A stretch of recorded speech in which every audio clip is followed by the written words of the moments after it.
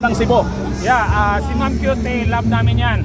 May prinsipyo at talagang loyal. Pero yung karamihan ng mga congressman namin sa Cebu, mga mukhang pera, mga traidor. Kaya nakakahiya maging Cebuano. Tapos si Inday Sara, si Tatay Digong, they trusted Cebuano politicians. Pero ang pinakamaraming traidor nasa Cebu. Kaya kami mga DDS doon sa Cebu, sabi namin, palitan natin hanggat kaya yung mga traidor. Kasi nakakahiya na sabihin natin mga Cebuano may prinsipyo at matapang. Pero yung mga political leaders natin doon, puro mukhang pera, puro traidor, puro walang prinsipyo. Okay. I'm Jun Abinis. Ako yung Secretary General ng Cebu Alliance for Duterte. Kasama ko sana yung mga kasama ko sa Cebu. Pero kung may barko lang, papunta dito, punuin natin dito ng mga Bisaya. Kaso mahal ang pamasahe. Mahal, nagdubli or nagtriple yung ticket ngayon eh. Kaya yun, ako muna, advance party. Pero sa mga taga Cebu, mga Bisayas, kung kaya natin pumunta dito kahit masakit sa bulsa, let's show, let's give our part na hindi lang to laban dito sa Maynila. Laban ito ng Luzon, Visayas, Mindanao. I'm calling on fellow Mindanaons, Bisaya, punta tayo dito if you can. Kasi this might be the spark that we need. Dapat nating protektahan ang Senado. Yan ba yung mag-emphasize na hindi bayaran ang mga Duterte supporters dahil kita nyo naman sinasabi ninyo na mayroon kayo nakikita doon na mukhang mga bayaran ng mga supporters. Kayo, wala kayong pamasahe, nagpunta pa kayo talaga rito? Oo. Actually, wala akong pamasahe. May isang DDS na, sir. Would you like to go? One way lang. So, yun. Tinanggap ko. I have to shell out money for my yung accommodation. Pero, baliwala sa atin kung nagmamahal ka sa bayan. Wala yung pera. Pangatlo na lang yun. Dapat ipaglaban natin kasi nakakahiya na sa buong mundo na puro duwag, puro mukhang pera yung mga leader natin. Si Tatay Digong lang yung nag-alsa ng dangal ng mga Pilipino. Tapos ngayon, ayan, trilyanis na naman, mga utang na mga matibag na yan. Matapang dahil ba yan? Pero ano ba? May mga combat experience ba yan? Wala mga combat experience yan. Mga duwag yung mga putang inang yan. Ano ang masasabi ninyo? At last na lang, no, baka ngayon mga kasama natin. Ako last na lang sa akin. Ano masasabi ninyo na humingi si Senator Bato na nanawagan siya ng suporta kasi may mga nakikita na pong mga umaali-aligid na isang eroplano na parang streams like parang matutulad siya kay Tatay Digong na bigla na lang wala pang 24 hours binitbit papuntang dahig, kiniknap. Ano ang masasabi ninyo sa panawagan ni Senator Bato de la Rosa sa taong bayan at ano ang masasabi niyo sa taong bayan? Senator Bato, amo kang protektahan. Kung bitbiton ka, magpabitbit mi.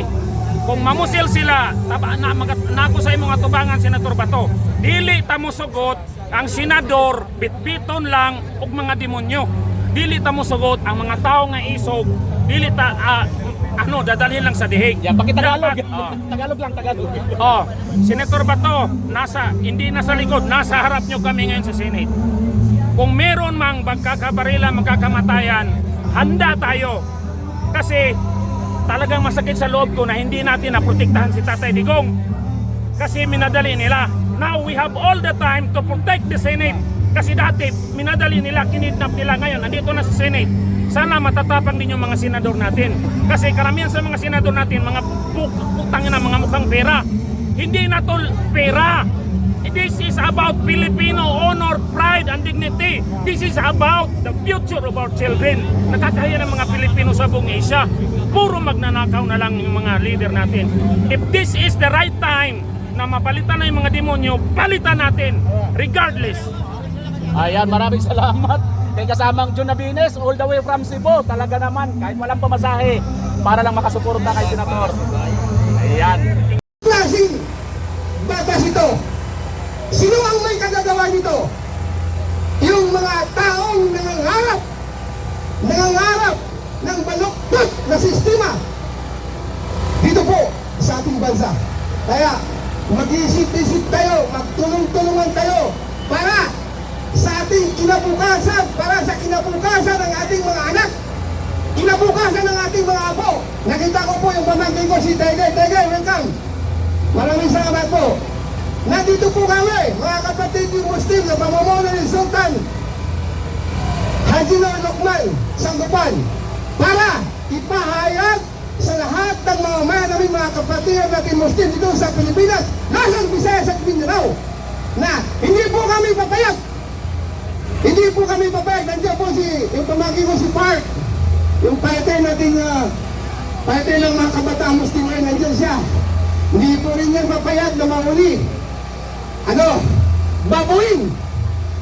Babuin ang batas natin sa Pilipinas. Binababoy nila. Mawalang galang na po sa mga matitinong uniform personnel, mga katulad ng mga police, mga NBI, mga Philippine Army, mga taga-Philippine Army. Alam po natin yan. Maraming nakakaalam dyan na hindi po lahat ng Army, hindi po lahat ng PNP, at hindi po lahat ng NBI ay kagustuhan nila ang pangyari dito sa mahal nating bansa. Kaya, nandito po tayo, nakikiusap po kami sa iyo, nagsasumabog po kami sa inyo. Kayong mga kapatid niyo Muslim, hindi po kami nandito para manggulo. Nandito kami para iparamdam sa inyong lahat, iparamdam sa sambayan ng Pilipino na kami po ay kasama nyo, kagabay nyo, katulong nyo para sa kinabukasan ng ating sambayan ng Pilipino. Maraming salamat po. Allahu Akbar! Allahu Akbar! Mabuhay si Senator Bato! Kung pwede na po yung mga naka-t-shirt yun na mga puti, umuwi kayo. Dahil hindi po mananahig ang baloktot na ano. Yung mga inisip nyo, hindi po yan tama. Iuwi yung mga lolo at mga lula nyo. Pati mga lolo nyo at mga lula nyo, sinaman nyo dito. Para ipakita nyo ang suporta nyo para pa-impeach si Sara. Hindi po mangyayari yun. Excuse me mga, ano ba kayo? Kung binigyan kayo ng 300 pesos, ibalik nyo yun. Dahil isang oras na yun, sandali na yun, naubos na yun. Para sa kinabukasan ng ating mga anak, pati ating mga apo, ipagpapalit natin ang 300 pesos na binayad sa inyo. Ibalik nyo yan sa pinanggalingan ng pirang binigay sa inyo. Dahil konti lang yun. Ang kapalit nyo yung kinabukasan ng sambayan ng Pilipino, kinabukasan ng ating mga anak, kinabukasan ng ating mga apo. Kaya magsiyawi na kayo. Kami, mga kapatid niyo, mga kandidat, mga Muslim dito ngayon, ay kahit piso, wala kami tinanggap na bayad. Personal namin gastos para makarating dito sa Senado dahil sa ginawa nilang hindi ka na-isnais at hindi dumaan sa proviso ng Supreme Court ang pag-arrest nila kay Senator Bato. At maliwanag po, mga kababayan kong Pilipino, maliwanag, nagpuntuhan ng Senado. Talo ang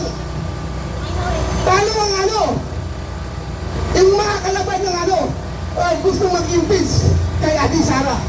Nanalo ang pro Sara Duterte. Kaya sa 2028, pwede ba kayo mag-handa? Handa na ba kayo? Handa na ba kayo for the real sense of the Filipino people? Para sa kapayapaan natin mga Pilipino? Handa na tayo? Pwede natin isigaw si Ate Sara. Ate Sara, para sa 2028. Sara!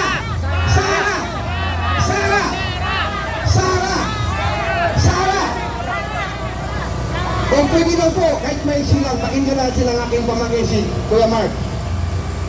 Kuya Park. Sandali lang ha. Okay. Mamaya lang daw siya magsasalita. So, muli po, gusto ko pong